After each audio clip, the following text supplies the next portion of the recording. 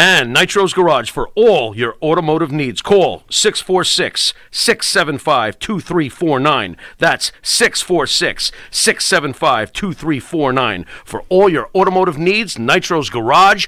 Ask for Jack. Elm Logistics for all your logistic needs. Call 631-299-3595. That's 631-299-3595. Elm Global Logistics. Pride, performance, and partnerships. All right, it's promo time, and what you're supposed to give us a promo, Vampiro. Don't fuck this up. Is the camera on? Well, we're trying not to fuck it up. I mean, do you even know where you are? Right, we're in Long Island. We're right in now? Long Island, right? And this is the number one right here. Number one pro wrestling broadcast on Long Island. Yeah, Monty and the Pharaoh. And you're Vampiro. I'm Vampiro, and we are number one in the world's number one pro wrestling broadcast. broadcast. I say the world. There you go. Yeah. Get it? Yeah. Later. To Long Island's number one pro wrestler and broadcast, seen every Thursday from 9 to 10 p.m. But this is a special. I got my daughter. I got my daughter on the phone. Number one pro wrestler and broadcast, and where we special have pro wrestling icon Vampiro. So Vamp, I got my daughter on the phone. That's what I wanted. So I'm going to ask your daughter the question. What's your daughter's name, please? Dasher. Her name's Dasher. Dasher, how are you? Good. Yourself? Thank you for asking. Fantastic. We have your dad or your father on the phone. So here's my question to you. Is your father a good father? Oh. He is an amazing father. Tell me why. Honestly, thank him and my mom, and I say that it's a constant daily blessing to have both of them as my parents, as my guides, as my best friends in my life. Wow. Dasher, how old are you, please? I'm 21. Very well done. Dasher, tell me why your dad is a good father, beyond what you said. Like, this is a guy who is an icon in wrestling, who seriously is a serious human being, very spiritual, obviously. But had to break up, obviously, with your mom. And that's got to be tough on a child who's had as a child, a divorce. Why do you respect your father this much? It's refreshing, by the way. Well, he's been there through all of it. Through the bad times that I've had, which were like super dark and low times, and the extreme good times. He's just been through every step of it all, and he never gives up on me. He always has faith and always motivates me to be a better version of myself and follow my dreams and just keep on doing good. He's never lost hope or love. Thank you, sweetie. Dasher, I want to say thank you for these kind comments, and I got to tell you, it's a beautiful thing. Your father has completely impressed the hell out of me, and I don't know. It's great to see a father and a daughter being as close as you are. So I want to thank you for coming on the show and at least sharing this your opinion about your father. Oh, no, thank you, and thank you for taking the time to ask me these questions. All right, we'll talk to you soon. Thank you so much. Thank you, sweetie. I'll call you later, okay? Okay, Pa, good luck. I love you. Yeah, I love you too, kid. Well, that's a home run. Bye-bye. Oh, my God. Bye, love you. Bye. Bye. Yeah, he's a killer, Dad. You can tell. So, bro, I could see how emotional you get, and being a father myself, I totally understand that. And I think this is what life's about. So I would think that beyond wrestling, beyond everything you've done in your life, this is probably the most important thing that you've ever done. I don't think I've done anything. I think she's. I learned from her. She's only 21, and she speaks the way she does, and she looks at life the way she does. It makes me work harder to better the mistakes I made in my past, and it goes back to what you say about things like in the books and all that stuff. And is it hard for me to read? It's so. unimportant. Chris Jericho, there's such a big speculation that there's heat.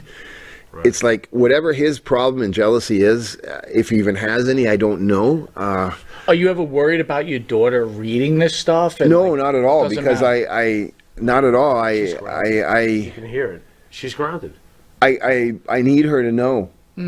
The reason I do things the way I do, check up on you, call, do all these things, is because where I've come from, and I come from here, and I don't want you to ever have to see that. Right.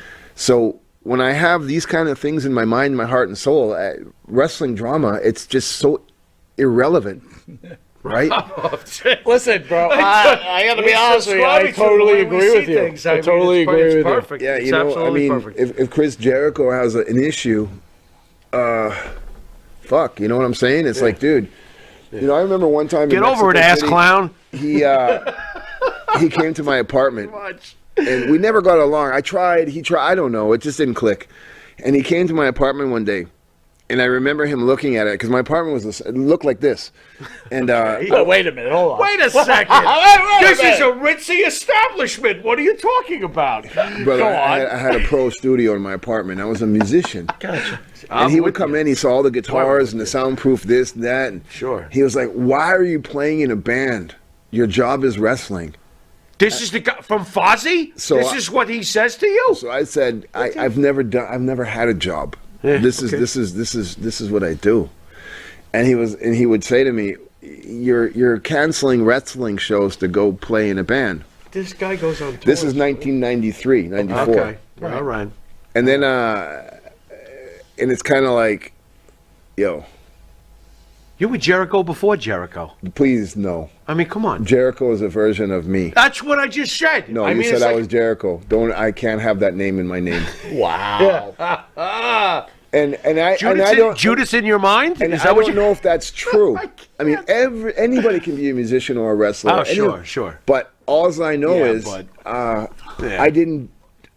I didn't work wrestling to pay for my tours and tell people I was a rock star. Right. Amen. I wanted to play rock and roll in bars because that music is a language that needs to be spoken. Absolutely. So music or wrestling? Oh, boy, do music I relate or to that. wrestling? Yeah. Music. Music all the way. But the way I approached wrestling was well- like playing in a band because I was a horrible wrestler. I don't know any. If you ask me to tell you 2 wrestling holds, I can maybe name a headlock. I don't even know how to give you Bro, a headlock. honestly, I'll be honest, you were pretty good. I gotta Wait give you a credit. second. You No, were a no, no, lousy no. wrestler? Yeah. That slam where you spread eagled and But everything? I was a- What are you talking about? I was a great front man. Okay, you point. okay. You My were heroes definitely are not entertainment. wrestlers. My heroes are Iggy Pop and Evel Knievel. Okay. And my whole thing, the fame of Vampiro is the entrance and the exit.